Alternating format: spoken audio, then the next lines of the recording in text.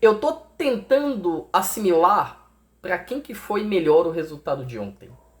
E digo mais, antes disso digo mais. A melhor parte do jogo de ontem foi quando eu desliguei a TV. Que jogo amarrado, sem muita emoção. Vamos falar um pouquinho de Vasco e Corinthians, Corinthians e Vasco. Meu nome é Fernando, este é mais um Zona Mista. E, gente, você que já é inscrito no canal, deixa aquele like pra dar aquela força, beleza? Você que não tá inscrito, chegou de paraquedas, tá perdidão, não sabe o que tá fazendo por aqui, sem BO, sem suspense. Simplesmente ativa o sininho das notificações, se inscreve no canal e deixa o seu like pra fortalecer, beleza? Vamos falar um pouquinho de Copa Betano do Brasil. Ontem nós tivemos o primeiro jogo da final, Corinthians e Vasco na Arena Quimicão, na Neoquímica Arena. E foi um 0 a 0 assim, olha, moroso. Eu vou tentar usar os termos corretos aqui, tá? Mas foi moroso, mas foi chato, olha. Eu esperava pelo menos um jogo de final, né? Nada muito maravilhoso, né, do termo tático, do termo sistêmico, do termo de emoção, mas que pelo menos houvesse disputa e jogo. Não foi nem isso que houve, tá? Bom, o Corinthians, ele foi praticamente com seu time titular, exceção Carrilho e Maicon, que não puderam jogar. O resto do time do Corinthians era o mesmo de sempre. Corinthians que foi com Hugo Pepeca, Mateuzinho, Matheus Bidu, André Ramalho, Gustavo Henrique, Martins, Breno Bidon, Garro e Ranieri. Na frente, Memphis e Yuri. O Vasco, ele vem com Léo Jardim, Pumita e Paulo Henrique nas laterais, Robert e Renan. Deixa eu ver quem foi o outro zagueiro do Vasco aqui, é o Carlos Cuesta. E no meio de campo, o Vasco foi com Thiago Mendes, Cauã Barros, Felipe Coutinho na frente, Rayhan, Andrés Gomes e o Nuno Moreira.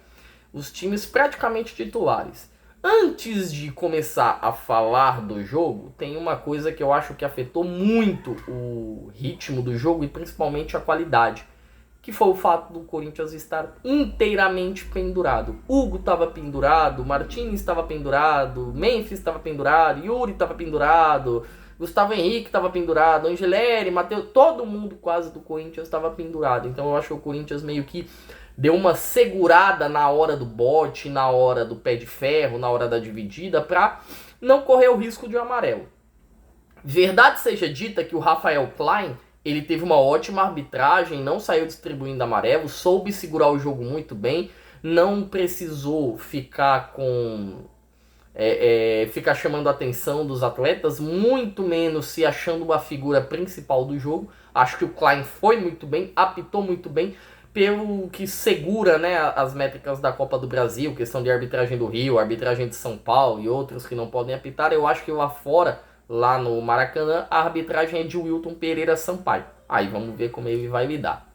Falei da arbitragem, ponto da arbitragem, vamos falar do ponto do jogo. Que joguinho morno, cara. Meu Deus do céu, bem marromeno, tá? Bom, o Corinthians, ele até que começa tentando algumas finalizações, algumas ligações, nada muito consistente, tá? Inclusive o Corinthians até tem menos volume de jogo que o Vasco vai melhor que o Corinthians na arena, o Vasco consegue trancar o Corinthians, e com 15 minutos de jogo já dava para entender o que ia acontecer. Com 15 minutos de jogo, se você tem uma noção de tática, de sistema, você poderia desligar a TV. Porque como o Maicon não pôde jogar, estava extremamente cansado, o Carrilho também, desgaste muscular, quem entrou era o Ranieri. E qual que é a brincadeira, qual que é a graça do Ranieri no sistema do Dorival? O Ranieri, ele é um cara que faz a zaga. Então ele é um volante que quando o Corinthians está com a bola, ele afunda, ele afunila para a zaga, ele vira um zagueiro para melhorar a saída de lado e trás, e o Corinthians solta os laterais. Só que o Nuno estava acompanhando o Ranieri quando o Ranieri fazia isso, e os laterais do Corinthians ficavam travados na boa marcação do Pumita e principalmente do Paulo Henrique. O Vasco fez um jogo sem bola muito bom. Talvez o melhor jogo sem bola do Vasco da era de início foi nessa final contra o Corinthians.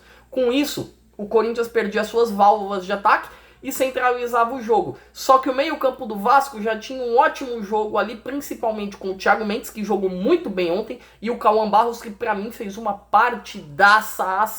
Foi muito bem o Cauã. Talvez pra mim o melhor em campo. E aí o Corinthians ficou sem ter o que fazer, por quê? O Garro não tá muito bem, você sente que o Garro tá abaixo. O Yuri não tá muito bem, você sente que o Yuri tá abaixo.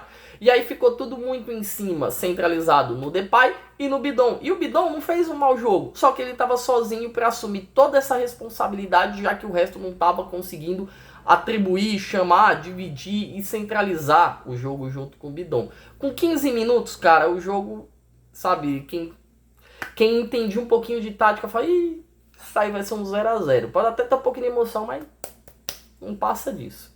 E foi literalmente isso que aconteceu. O Vasco teve um gol impedido com o Ryan, uma baita de uma jogada do Andrés Gomes, que deu um belo passe pro Ryan. E quando o Ryan ficou na frente do Hugo, eu olhei e falei, Diego Souza 2.0?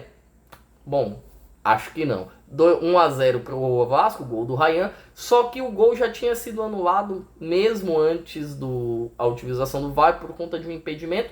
O Ryan estava muito à frente, estava mais de um pé à frente, então acho que é um lance que não tem nem questionamento pra gente.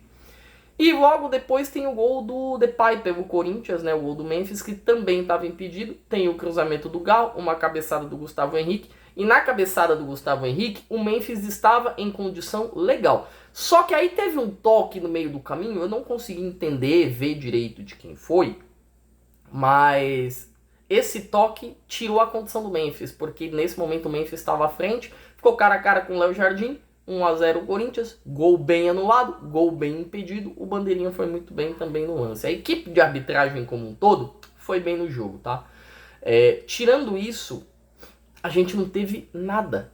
A gente não teve nada. Teve um chute do Andrés Gomes que foi pra fora, uma tentativa do Ryan que ficou bloqueada. O Hugo não sujou o uniforme.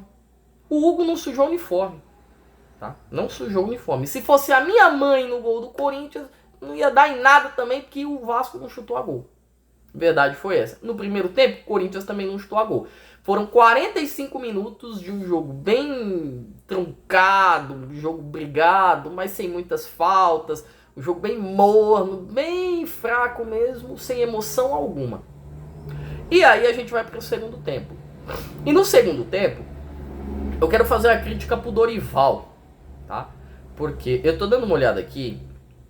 Deixa eu ver com quantos minutos. 7 minutos do segundo tempo. O Dorival faz 2 mudanças aos 7 minutos do segundo tempo. A minha pergunta é, o que é que o Dorival esperou 6 a 5 minutos para ter um insight, para ver que ele precisava mudar o Corinthians naquele momento, que no intervalo ele não conseguiu ver? O que é que o Dorival percebeu? Simplesmente queimou o tempo de alteração. Será que ele amarelou para quem ia sair? Será que ele... Ai, meu Deus do céu. Não vão avisar que eu vou tirar tal pessoa no momento do intervalo. Era para os jogadores entrarem na hora do intervalo, não depois que passa 6, 7 minutos. Totalmente disperso, sem noção disso. O segundo tempo é uma cópia do primeiro, cara. O Vasco é melhor que o Corinthians, o Vasco continua melhor que o Corinthians, tanto que a primeira mexida do Diniz é aos 36 do segundo tempo, quando sai o Nuno Moreira para a entrada do Verratti. Aí ele abre o Ryan para uma ponta, ele abre o Andrés Gomes, que fez uma ótima partida na outra ponta, e centraliza o Verratti. Tira o Nuno Moreira, porque o Nuno Moreira é um atacante que eu particularmente gosto muito, que além de fazer um golzinho aqui e outro ali, ele ajuda a recompor. Então ele meio que deu uma travada no Corinthians quando a bola não estava em poder do Vasco e o Corinthians tentava armar jogo desde a defesa. E foi um joguinho chato, foi um joguinho fraco. A melhor chance foi uma cabeçada do Cauã Barros, que foi na trave. Tem o escanteio cobrado pelo Vasco. O Cauã sobe, a bola desvia. Eu não consegui ver se foi no Bidon que ela desviou, porque o Cauã meio que cabeceia para baixo, ela meio que trisca na desviada no jogador que tava marcando o Cauã. E aí ela dá uma saída e vai de leve na trave de Hugo Pepeca. Então, foi um jogo tão fraco, gente, mas tão fraco que eu vou deixar as estatísticas aqui pra gente. Nós tivemos simplesmente 12 finalizações do Vasco e nenhuma no gol. 8 do Corinthians e 2 no gol.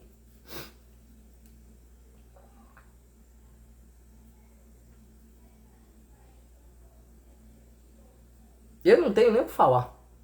Eu não tenho nem o que falar, cara. Tivemos 2 chances claras para o Corinthians. Não vi essas chances, tá? Não vi mesmo, acho que foi bem tranquilo.